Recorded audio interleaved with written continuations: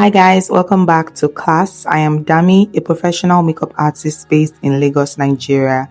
And today I'm breaking down how to do dark skin makeup. First, I clean the face properly with a cotton pad and micellar water to remove any dirt or oil.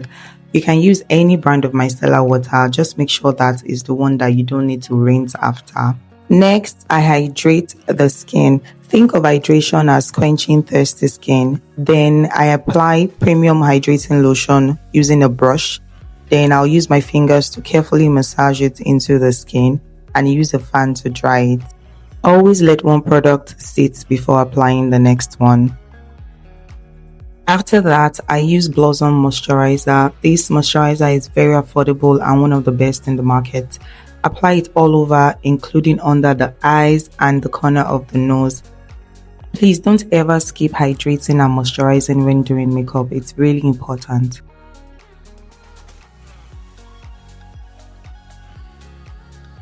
Next, I apply Meron Skin Prep. Some people apply this right after cleansing, some after moisturizing. Just stick to what works for you. You can apply this product with a brush or a cotton pad. I like to massage it into the skin very carefully, then I'll allow it to dry. For primer, I use Missmetic Aqua Grip Primer all over the face except under the eyes. You should never put primer under the eyes.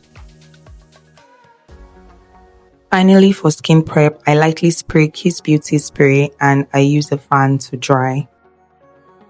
For foundation, I mixed Younger Beauty foundation in SMF 13 with V Beauty foundation in Ghana. I like to test foundation on the jawline first to be sure I got the right match. I usually do a shade darker so that by the time I apply the concealers, powders and everything else, it will balance. One thing that's also very important when selecting foundation for your client or yourself is knowing the undertone of the person. Undertone is the subtle color that comes through the skin.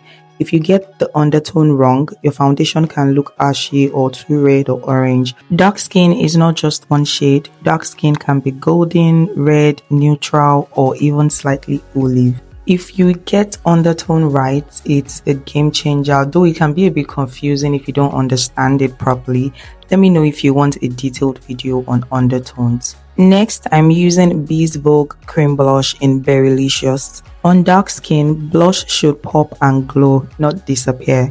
Think deep berries, burnt peaches, brick red, or like warm browns.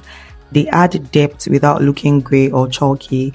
Make sure you blend very well so that there is no harsh line. For concealer, I used Nuban Beauty Concealer in 46.5 with a little 44. Apply on all the places you want to highlight.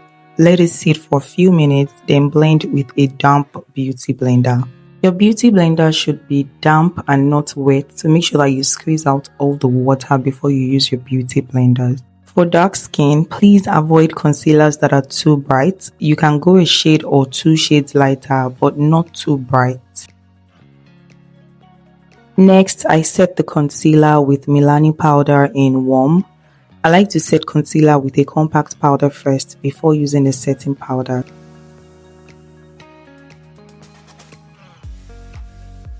Then I set the rest of her face with Fenty Beauty powder in 470.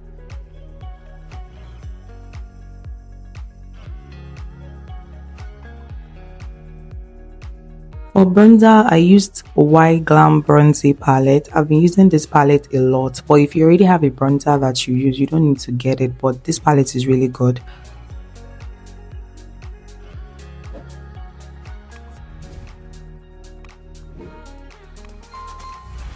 For blush, I used this shade in Juvia's Place eyeshadow palette.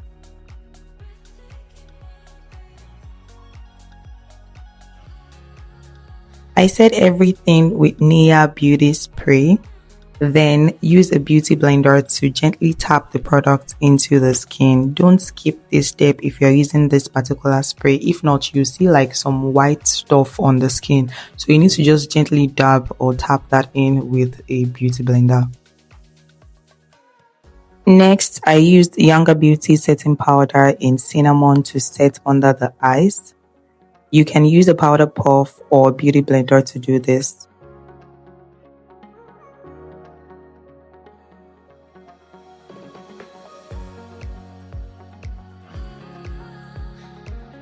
I used the bronzy palette to contour her nose. Make sure that you blend the nose contour very well so your client does not look funny. Next, I'm baking with the same setting powder.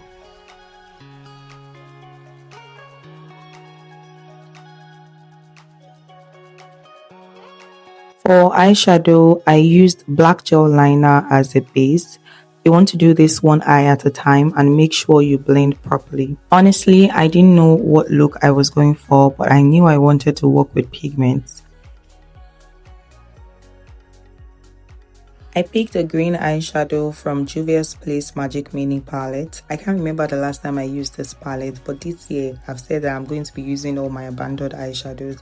This is one of the reasons why I advise beginners to just get like 2 palettes with matte, shimmers, browns and black and essential colors. You don't need 7 to 8 palettes. I was just blending anything my brush picked and I mixed like 2 or 3 pigments together.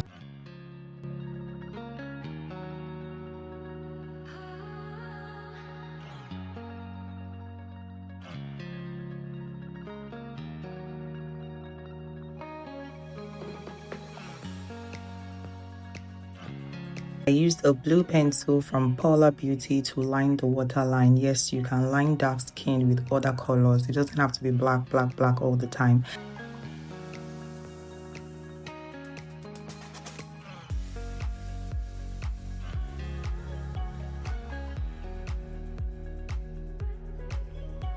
Then I smoked it out with brown eyeshadow.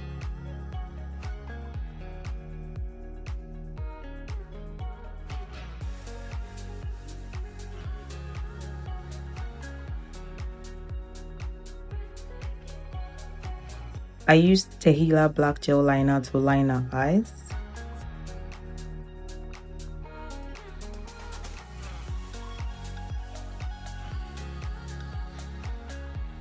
I moisturized the lips and removed excess with a paper towel. Then I used Tehila black gel liner to line her upper lip. I like to use black to line dark lip most times because I feel like brown alone would make it pop. But I use a little of the black and then I blend properly.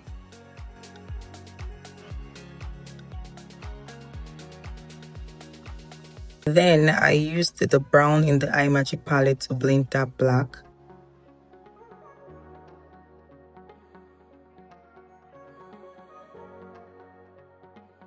Then I applied this nude color from the same palette. Please make sure you blend very well. Pro tip is to tell your clients to smile so you can blend properly.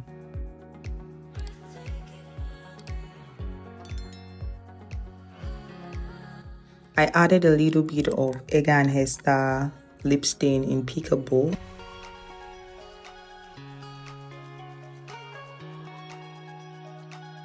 I used Egan Hester lip gloss in Sweet Tooth.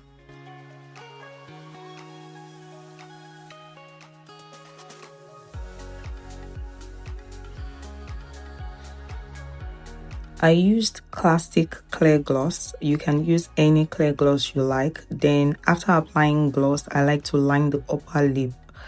I just feel like it makes the part stand out. You don't have to do this, but I love to do it. I used MAC powder as my finishing powder. I think this is the shade Dark Deepest. I applied this on all the highlighted areas.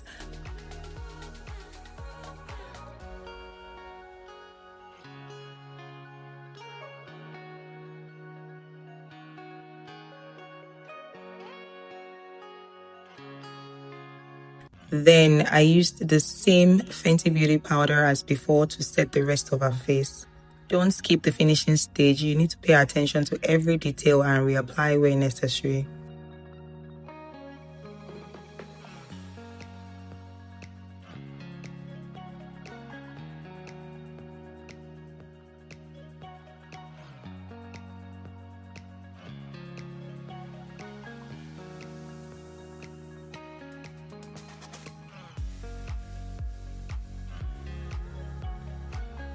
I set everything with Nia spray, then I'll allow it to dry.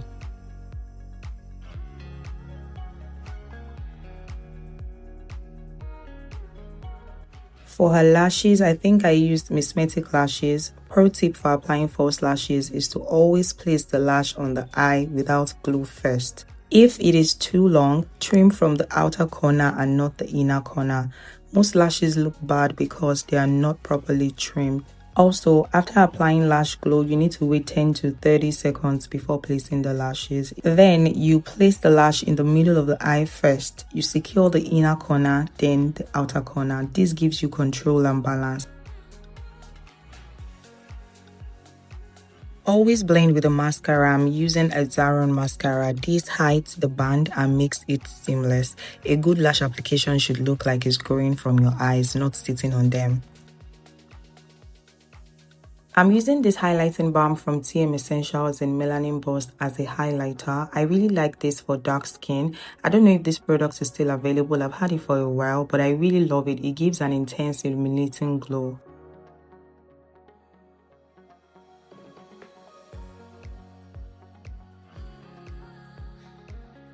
I'm applying Zaron mascara on her lower lashes. This is a game changer for eye makeup. You will instantly see the difference, but you need to be very careful. If my clients have long lower lashes, after applying the mascara, I use a tweezer to gently press 2 to 3 strands together. If done properly, it will look like you fixed the under eyelashes. But please, when you're doing the under eye, you need to be extremely patient and very careful.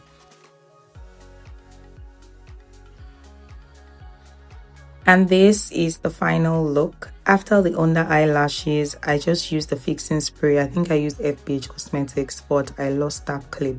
I hope you learned something today. Don't forget to like, comment, share with friends, and please subscribe. Thanks for watching.